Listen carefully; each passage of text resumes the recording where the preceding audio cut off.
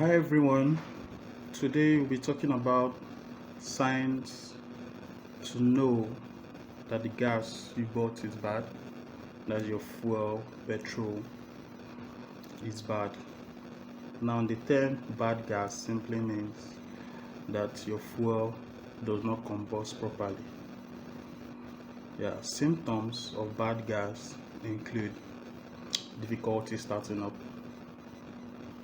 rough idling, that's when it starts in the morning, it stalls, it doesn't warm up properly, it doesn't give a better sound when warming up. Then there's pinging sound, then stalling. We'll go into detail on all of this later. I'm just listing them down. Stalling when you're driving and it's beginning to kind of jerk, it's moving and as if it's refusing to fire up. Then check engine illumination. Check engine simply means on your dashboard you always see either an engine image or a write-up like check engine pops up on your dashboard. Then reduce fuel economy. Reduce fuel economy means your fuel will actually burn up faster. Then higher emissions. Higher emissions will be attributed to your exhaust discharging on uncombusted fuels, more like wasting fuel. So we'll go down in detail bit by bit. Just join me, we'll explain more of all this down the line. Now, vehicle gets their power from complex combustions process in which ignition depends on high quality fuel vapors because fuel vapors being delivered to a combustion chamber. I'm going to cut that out. Okay. Vehicles get their power from a complex combustion process in which ignitions depends on high quality fuel vapors being delivered into the combustion chamber. What this is trying to say is the engine itself depends on high quality fuel being spilled into the combustion chamber for it to burn and generate more power. Now,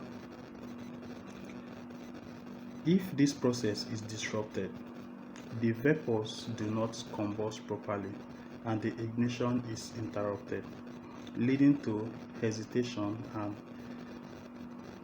suboptimal performance. That's the performance will actually drop. Now we notice it because we drive every time. If you drive every time, you also notice it that once your fuel is not burning properly, you feel reduced in performance of your vehicle.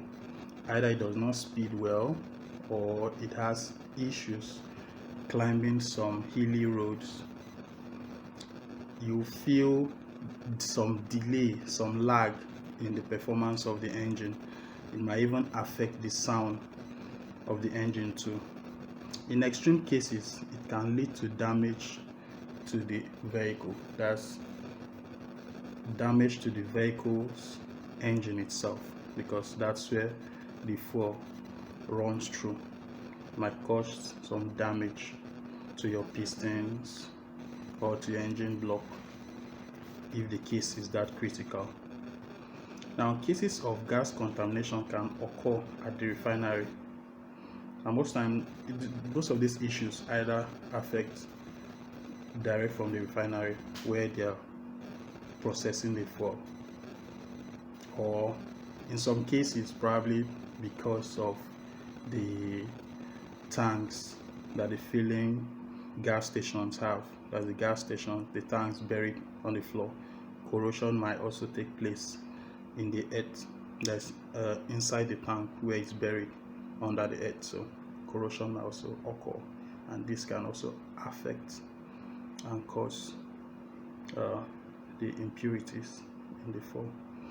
Now, during delivery or at the gas station, okay, yeah, like what we just explained right now. High water content caused by delivery or storage issues, such as a corroded underground tank or an insufficient sealed vehicle gas cap. From what we said earlier, now we talked about it being corrosion being taking place inside the tank that's buried underground. So, as you said, causes of gas contamination can also occur in the refinery during delivery or at the gas station.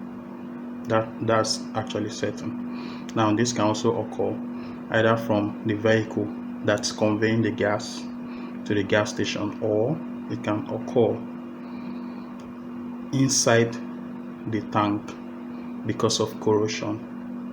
Now remember, the tank is metallic, so there's bound for corrosion, and chemical processes are also taken inside the tank, are also undergoing inside the tank, which is storing the fuel. So there is bound to be corrosion activity inside the tank buried underground.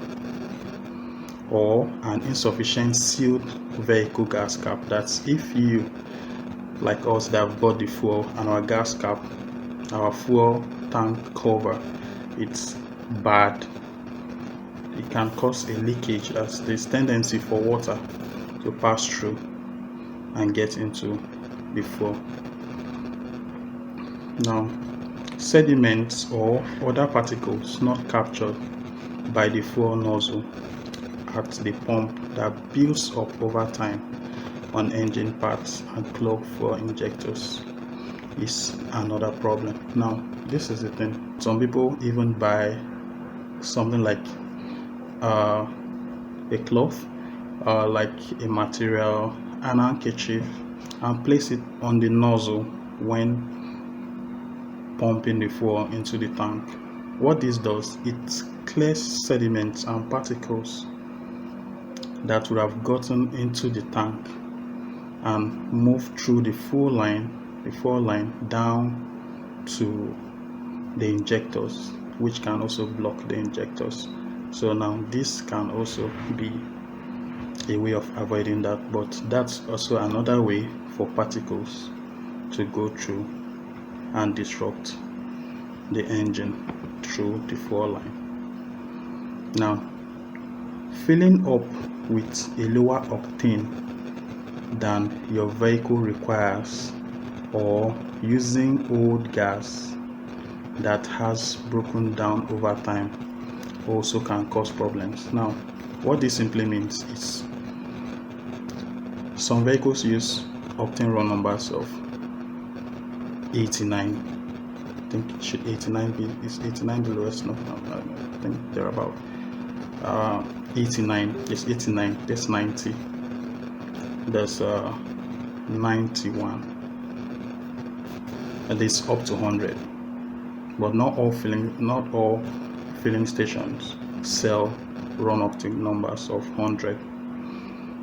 Now, if you buy the one that is lower for your vehicle, the one that's not recommended for your engine, it might cause issues for your engine. 2, if you use a petrol that have been left over time, say months, 2 months, 3 months, there will be sediments of particle below the container, and these particles, when filled in back inside your engine, can cause issues for your engine.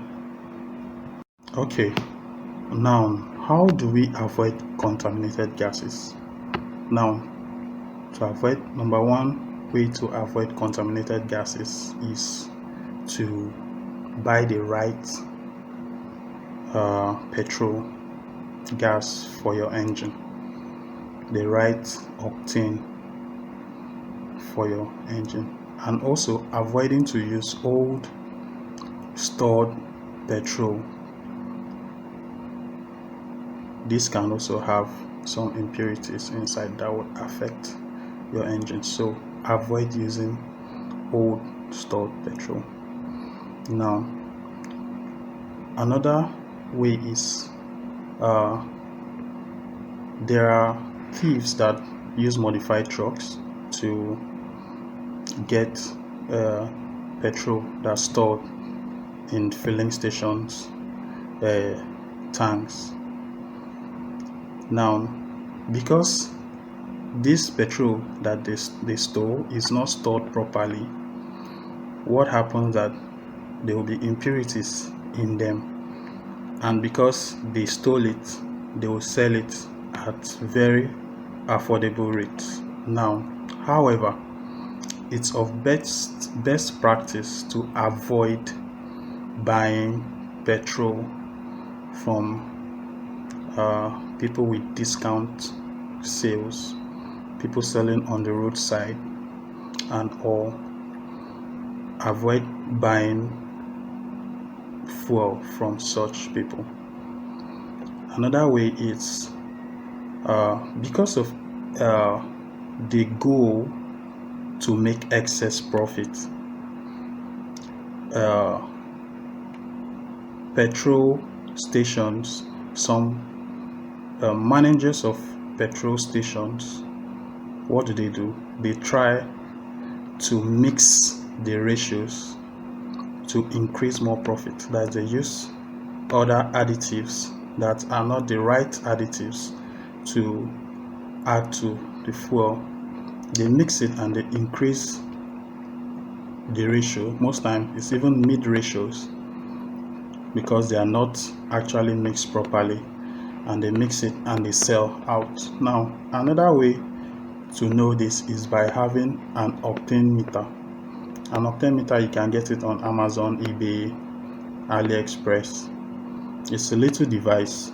All you need to do is, before you buy the fuel, you put it in a little jar and insert your octane meter inside to test to know the right octane number for your vehicle before you finally buy. This will save you a lot of money of repairing and fixing your engine when it gets issues. Now, but the more common scam is to simply fill the underground premium tank with regular. That's what they do. They go, that's still the managers of filling station, they go and they fill the premium tanks with regular, or to even dilute it with hundreds of gallons of lower octane. Now, this still boils down to you having your octane reader, your octane meter. You can get it. I'm not doing any promotions for them. But it's just for your own use. You can get an octane meter. You use it to read your fuel that you're buying, so you know which is right for your vehicle. So another way too, but not totally perfect, it's buying your gas in a container.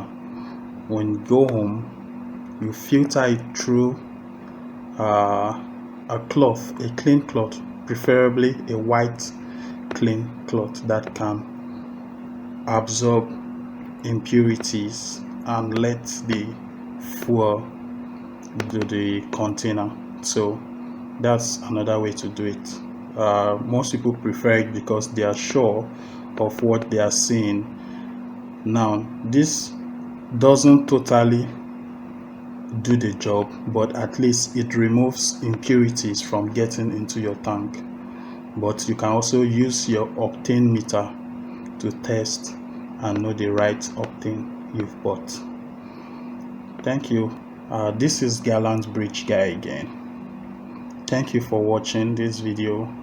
Please do subscribe to our channel Thank you very much. Stay tuned. Bye.